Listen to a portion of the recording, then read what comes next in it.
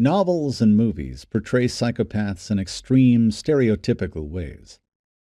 They appear as cold-blooded serial killers, stalkers, sex offenders, con men and women, or the prototypical evil, manipulating villain, such as Dr. No or Hannibal Lecter. Reality, unfortunately, provides some support for this view, but the picture is somewhat more complex than this. Years of research on prison populations bear out the criminality and violence implied by the term psychopath. We now know that both male and female psychopaths commit a greater number and variety of crimes than do other criminals. Their crimes tend to be more violent than those of other criminals, and their general behavior more controlling, aggressive, threatening, and abusive. Further, their aggression and violence tend to be predatory in nature, cold-blooded, and devoid of the intense emotional upheaval that typically accompanies the violent acts of most people. This sort of aggression and violence is instrumental, simply a means to an end, and seldom followed by anything even approaching normal concern for the pain and suffering inflicted on others. On the other hand, much of the violence of other criminals tends to be reactive, a typical response to threats or situations that generate an intense emotional state.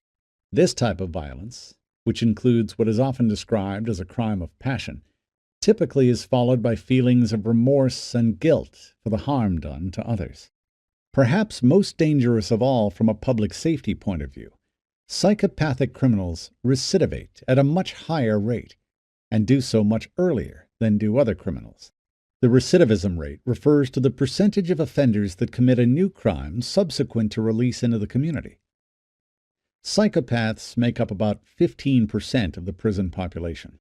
Many of the remaining 85% of individuals in prison might be described as sociopaths or as having antisocial personality disorder, similar but different disorders often confused with psychopathy. Although the prevalence of psychopathy in the general population is relatively small, only about 1%, the social, economic, physical, and psychological damage done by individuals with this disorder is far out of proportion to their numbers. They are responsible for at least half of the persistent, serious, and violent crimes committed in North America. Yet, as we shall see, not all psychopaths turn to a life of crime, and not all criminals are psychopaths. One may argue that psychopaths who live freely in society simply have not yet been caught committing a crime or engaging in socially destructive behavior. Given the psychopath's personality features and their inclination for breaking the rules and pushing the envelope of acceptable human behavior, there is some merit to this argument. Still, just having a psychopathic personality disorder does not make one a criminal. Some psychopaths live in society and do not technically break the law, although they may come close, with behavior that usually is very unpleasant for those around them. Some may lead seemingly normal lives, not hurting people in ways that attract attention, but causing problems nonetheless in hidden economic, psychological, and emotionally abusive ways. They do not make warm and loving parents, children, or family members. They do not make reliable friends or co-workers.